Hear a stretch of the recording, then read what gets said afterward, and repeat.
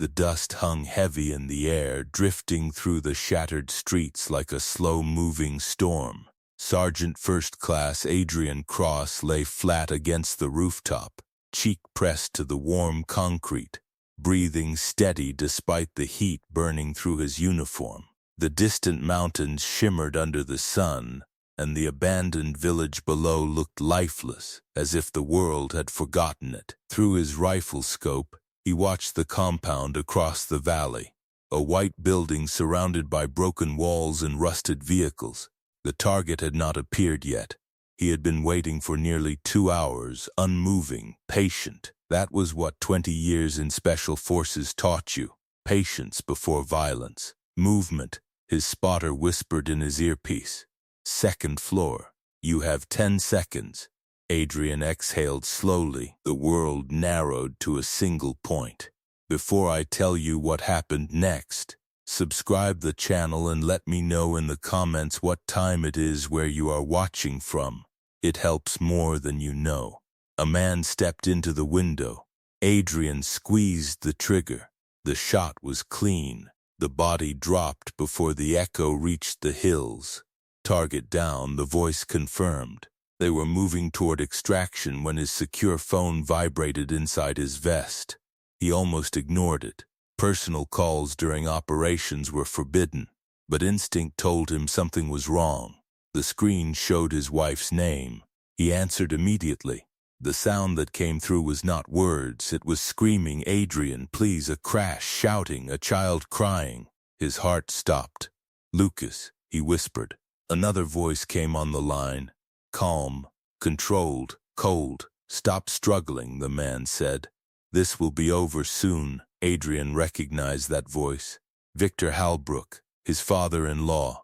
"What are you doing?" Adrian asked quietly. "You should have stayed away from my business," Victor replied. "You forced my hand." The phone dropped. The sound of blows echoed. Lucas cried out again. Adrian stood frozen in the desert, the world collapsing inward. "Adrian?" His commander called. "Move. Bird is inbound. My son is being attacked," Adrian said. Silence followed. "How many?" "I don't know." Another pause. "Extraction approved. Wheels up in 30 minutes. The flight home took 16 hours. 16 hours to remember every warning he had ignored. Victor Halbrook was a billionaire security magnate, respected in public, feared in private. Adrian had seen pieces of the truth years ago while working intelligence assignments. He had tried to stay out of it.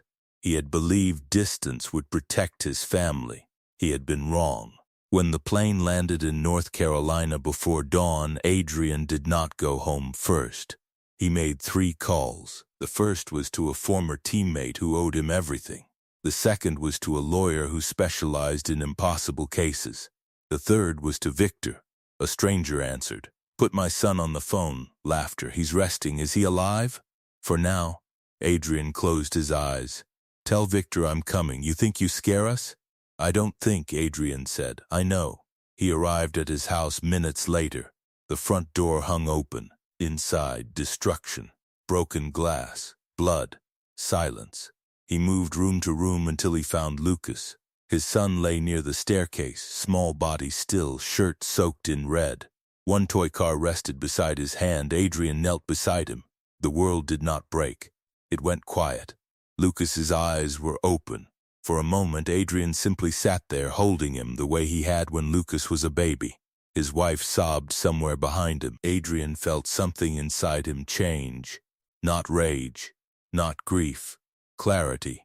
This was no longer about survival. It was about war. He stood slowly. His teammate Marcus stood in the doorway. "Who did this?" Adrian looked at him. "Victor." "And what do we do?" Adrian's voice was calm. "We dismantle everything he's built."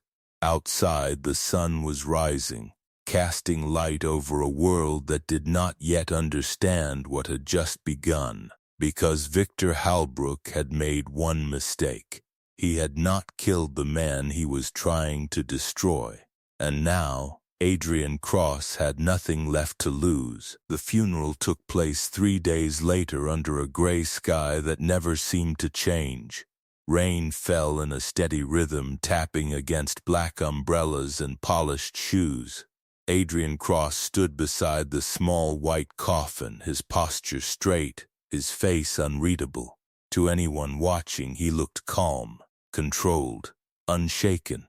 But inside, something had fractured beyond repair. His wife, Claire, clung to his arm as the priest spoke. Her voice had not been steady since that night.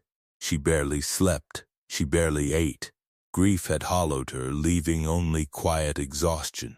Adrian held her hand, grounding her the way he had during their worst years, when his deployment stretched for months and danger followed him home in silence. After the service, the crowd slowly disappeared. Politicians, business partners, and powerful men who owed Victor Halbrook favors offered condolences. Their eyes never met Adrian's for long. They already knew what he knew. This was not a tragedy, it was a warning. Marcus approached once the cemetery was empty. "We have a problem." Adrian turned. "We always do." Marcus handed him a tablet. "The men who carried out the attack, they vanished." "Of course they did, but that's not the worst part." Adrian looked up. "They're professionals, ex-private contractors, Eastern European, connected to Halbrook security." Adrian studied the files, faces, backgrounds, military records, kill counts. "They were sent to eliminate you," Marcus said quietly. "Your son was collateral." Adrian closed the tablet. "Not collateral," he said. "A message." Claire stepped closer. "What are you going to do?" He met her eyes. "Protect what's left. You can't go after my father. He's not your father anymore." Tears filled her eyes. "If you do this, there's no coming back. There already isn't." She searched his face, hoping to find hesitation. There was none. That night, Adrian sat in the dark living room, staring at the empty space where Lucas used to play. The toy car still lay on the floor. He had not moved it. Claire stood in the doorway. "You haven't slept. I don't need to. You do." He shook his head. "I need answers." She hesitated. "I heard something a week before it happened." Adrian looked up. "My father was meeting with someone. He sounded afraid." "I've never heard that before. What did he say?" "He said, if Cross talks, everything collapses." Adrian's mind sharpened. Victor had not just been protecting his empire. He had been hiding something bigger. The next morning, Adrian met with an old intelligence contact in a quiet diner outside Raleigh. The man slid into the booth. "You shouldn't have called. I didn't ask for your opinion." The contact sighed. "You know who your father-in-law works with?" "I know enough." "No, you don't." He placed a folder on the table. Inside were satellite images, contracts, offshore accounts. Victor Halbrook's company provided security to governments, corporations, and covert operations across the globe. But hidden beneath that was something else. Black operations, unofficial wars, assassinations masked as accidents. "He's not just a businessman," the contact said. "He's a broker. He sells violence. And now he tried to sell mine." "Yes." Adrian closed the folder. "Who ordered the hit?" "Victor, I want the chain." "Every name." The contact hesitated. "That's dangerous." Adrian leaned forward. "So am I." Over the next week, the hunt began. Marcus tracked financial routes. Adrian followed the operational side. The first man was in Miami, a coordinator, the middle link between Victor and the assassins. Adrian entered the apartment at night. Silent, precise. The man woke with a gun pointed at his face. "Who hired you?" Adrian asked. "You're making a mistake." "No," Adrian said calmly. "You already did." The man tried to stall. Adrian dislocated his shoulder in seconds. The truth came quickly after that. Names, locations, bank transfers. By dawn, Adrian had a map and a direction. Back home, Claire watched him pack. "You're leaving?" "Yes." "For how long?" "As long as it takes." She swallowed. "Promise me one thing." "What?" "Don't lose yourself." He paused. "I already did." She grabbed his hand. "Then find your way back." He nodded once. The flight to Prague left that evening.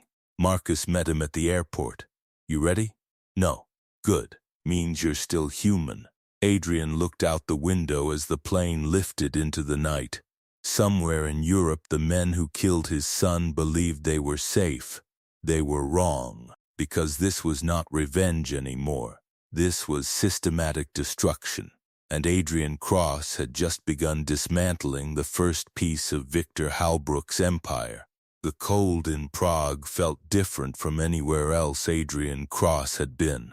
It wasn't just the weather, it was the silence, the weight of history pressing against every narrow street and ancient building. The city looked beautiful from the outside, but underneath it was a maze of shadows, secrets, and people who survived by staying invisible. Adrian stepped out of the car and adjusted the collar of his dark civilian coat. The tactical gear was gone for now, replaced with simple, controlled anonymity. Marcus stood beside him, scanning the street. "You sure he's here?"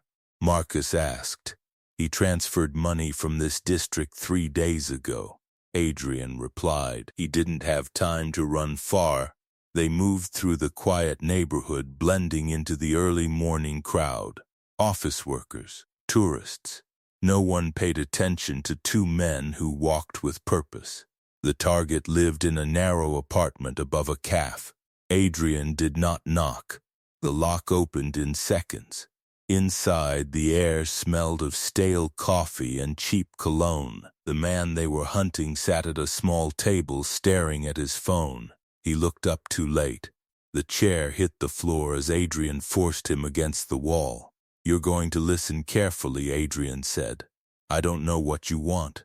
Your name is Stefan Radan. You coordinated the hit in North Carolina." The man froze. "You're mistaken." Adrian slammed him harder into the wall. "My son was killed." Fear replaced denial. "I was just the middleman," Stefan whispered. "I didn't know. You knew enough." Marcus secured the room while Adrian continued. "Who hired the team?" Stefan hesitated. Adrian leaned closer. "You have 10 seconds. It was routed through Halbrook's European division," Stefan said quickly. "But the actual order came from someone else." Adrian narrowed his eyes. "Who?" "A woman." Silence. "Name, Vivienne Keller." The name meant nothing. "She runs private intelligence," Stefan continued. "Unofficial. Governments use her when they need deniability." Marcus glanced at Adrian. "That's new." Adrian's mind raced. Victor had not just hired mercenaries, he had outsourced the entire operation. "Where is she?" Adrian asked. "I don't know." Adrian twisted his arm. "I swear, I only met her once. She operates through layers. What does she want from Victor?" Stefan shook his head. "I don't know. But I heard something." "What?" "He owes her. A lot." Adrian released him. Marcus stepped forward. "We should take him with us." "No," Adrian said. Stefan looked confused. "You're letting me go?" Adrian's voice was calm. "You're going to do exactly what I tell you." Hours later, Stefan made the call. Adrian listened through an encrypted headset as the connection clicked. "This is Stefan," he said nervously. "There's a problem. Cross is alive." A pause. A woman's voice answered. Smooth. Cold. "I know." Stefan's eyes widened. "You do?" "Yes." "Then why?" "Because he's useful." The line went dead. Marcus frowned. "Useful?" Adrian thought for a moment. "She wants something. From you? Or from Victor?" That night they returned to their safe house overlooking the river. Snow began to fall, covering the city in white silence. Adrian sat by the window studying every detail of the case. Victor Halbrook had power, money, and connections, but he was not reckless. He would not order a hit unless he believed Adrian had become a threat. The missing piece was why. Marcus handed him another file.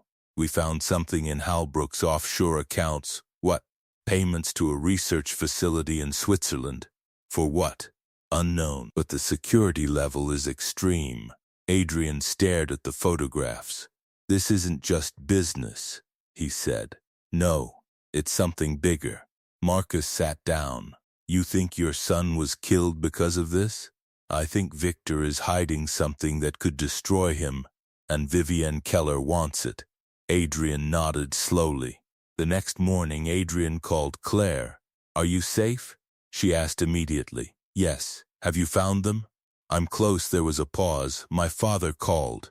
Adrian's voice hardened. What did he say? He sounded afraid. He said if you keep digging, people will die. They already did. He told me to stop you. And? I told him I don't know how. Adrian closed his eyes. Claire, listen to me. Stay somewhere secure. Do not trust anyone connected to his company. Are you coming home? Soon he ended the call. Marcus leaned against the table. What now? Adrian looked at the map again. Switzerland. Direct confrontation? No, Adrian said. We find the truth first, and after that? Adrian's expression darkened. Then we destroy everything. Because this was no longer about revenge alone. This was about uncovering a secret powerful enough to make Victor Halbrook desperate. And whatever it was, it had cost Adrian Cross the life of his son. The mountains outside Zurich rose like silent walls, sharp and unforgiving. Snow covered everything in a clean white blanket, hiding the darkness beneath. Adrian Cross stood at the edge of the ridge, binoculars steady in his hands as he watched the isolated facility below. The compound did not look like a research center. It looked like a fortress. Layers of fencing, armed patrols, surveillance towers, everything hidden behind the public image of a pharmaceutical laboratory. Marcus crouched beside him. This is way beyond corporate security, yes, Adrian said. This is military. They had spent 2 days observing, mapping patterns, identifying weak points. The routine never changed. Precision, discipline. Someone inside expected enemies. Night shift is lighter, Marcus said, but still heavy. Adrian lowered the binoculars. We don't need everyone, just one person. And that would be? The head researcher. Marcus nodded. We grab him, we get answers. The plan moved quickly. That night, the temperature dropped far below freezing. The wind carried the sound of distant traffic from the valley. Adrian and Marcus descended through the forest, silent and controlled. Inside the compound, the lights were harsh and clinical. Adrian moved like a shadow through corridors, neutralizing guards without lethal force. Every action measured, every second calculated. They found the researcher in a secure laboratory. He turned, startled, as Adrian stepped from the darkness. Don't scream, Adrian said. The man froze. Who are you? Someone who lost a son because of this place. The researcher's face drained of color. I don't know what you mean. Adrian placed photographs on the table. Victor Halbrook. Offshore accounts. Contract records. You will explain everything. The man hesitated. Marcus locked the door. Minutes later, the truth began to surface. This program was never about medicine, the researcher said. It was about behavioral control, psychological influence, military applications. Adrian's jaw tightened. Explain. Halbrook funded it. Governments showed interest. The goal was to control decision-makers, leaders, commanders. Anyone important? Marcus frowned. Mind control? Not exactly. Manipulation, predictive behavior, psychological leverage. Adrian felt the pieces align. And my son? The researcher swallowed. You accessed classified material during your intelligence work years ago. Halbrook feared you would expose the project. So he tried to eliminate me, yes, and hired Keller. The researcher nodded. Marcus exhaled. So this woman and Halbrook are partners. Not partners, the man said. Enemies. Adrian looked up. What? Keller wants control of the project. Halbrook wants to destroy it before she takes it. Silence filled the room. So my son died because 2 powerful people are fighting over this, yes? Adrian closed his eyes for a moment. The rage was there, but it was cold now. Focused. Marcus spoke. We can expose this, yes, Adrian said. But first we make sure neither of them walks away. They secured the researcher and extracted before dawn. Back at the safe house, Adrian called Claire. I know why it happened, he said. Tell me. He explained everything. There was silence. My father killed his own grandson to protect this? She whispered. Yes. Claire's voice changed. Harder. Then we finish this. Adrian felt something shift. She was no longer the grieving daughter. She was now part of the mission. "What do you need from me?" she asked. "Access. I can do that." Over the next days, Claire quietly gathered internal files from Halbrook's company, security protocols, legal protections, political connections. Marcus assembled the evidence. Adrian contacted his intelligence network. The case grew stronger. Finally, the trap was ready. They would expose the program publicly while isolating Keller and Halbrook from their allies. The night before the operation, Marcus looked at Adrian. "After this, what happens to you?" Adrian thought for a long moment. "I go home, and if they survive, they won't." The next morning, global news exploded. Documents leaked, evidence of illegal psychological warfare, secret contracts, manipulation of governments. Halbrook's empire began collapsing within hours. Keller responded by moving aggressively, trying to seize control of remaining assets. Adrian watched the chaos unfold. "This is it," Marcus said. "Yes. Which one do you take first?" Adrian's voice was calm. "Both, because the war had reached its final stage, and this time there would be no balance, only consequences." The collapse began faster than anyone expected. By the end of the first day, Victor Halbrook's name was on every major news network in the world. The documents Claire had accessed, combined with the intelligence Adrian had gathered, created a storm no amount of money or influence could contain. Governments denied involvement. Corporations distanced themselves. Political allies vanished. The man who once controlled fear was now surrounded by it. Adrian watched the broadcasts from a secure location outside Geneva. The screens showed helicopters circling Halbrook's headquarters, agents moving in, reporters shouting questions. Marcus leaned against the wall. "He's finished." Adrian shook his head. "Not yet." "What do you mean?" "He's too smart to go down without a plan." As if summoned by the thought, Adrian's secure phone vibrated. "Unknown number." He answered. "Adrian," Victor's voice said. Calm, controlled, but beneath it something had cracked. "You're running," Adrian replied. "I'm surviving. You killed your own grandson. He was collateral damage." Adrian's hand tightened. "You destroyed everything I built," Victor continued. "But you still don't understand." "Then explain." "The world needs men like me. Control. Stability.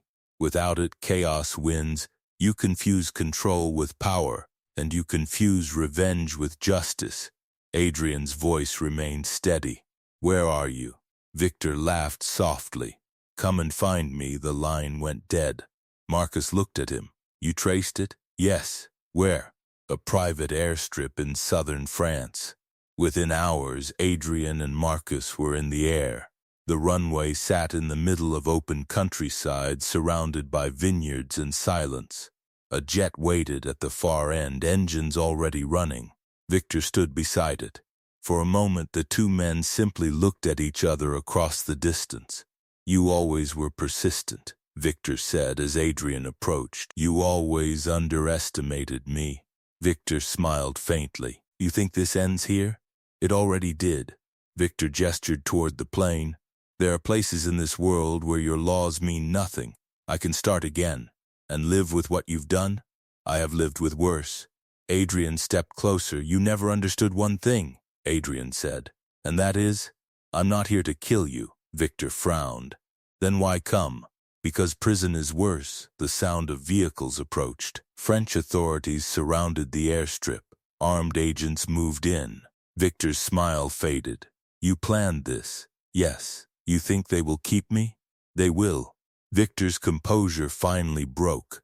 "You ruined everything." "No," Adrian said quietly. "You did." As the agents closed in, Victor's voice turned desperate. "This isn't over. There are others." "Keller." "My allies." Adrian looked at him. "They are already falling."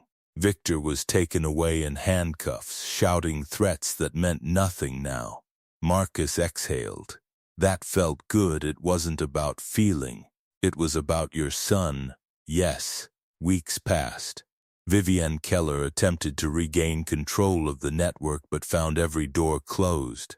With the evidence exposed, her protection disappeared. She vanished into obscurity, hunted by the same forces she once controlled. Victor Halbrook faced trial in multiple countries, charges stacked against him. Life sentences ensured he would never see freedom again. Adrian returned home. The house was quiet but no longer broken. Claire stood in the doorway when he arrived. "It's over?" she asked. "Yes." She stepped forward and embraced him. For the first time since that night, Adrian allowed himself to feel the grief fully. The weight of loss, the anger, the emptiness. It did not disappear, but it no longer controlled him. Months later, he stood beside Lucas's grave, the wind moving softly through the trees. "I finished it," he said quietly. Claire placed a hand on his shoulder. He would be proud. Adrian nodded. The war had never been about revenge alone. It had been about protecting the future, making sure no one else would suffer the same loss. As they walked away, Adrian felt something he had not felt in a long time. Peace. Not perfect, not complete, but real, because the men who believed they could play with lives like pieces on a board had learned the truth. Some wars are not fought for power, they are fought for family, and those are the wars that never truly end. And if you've been listening this far, subscribe to the channel and let me know in the comments what time it is where you're watching from. It helps more than you know.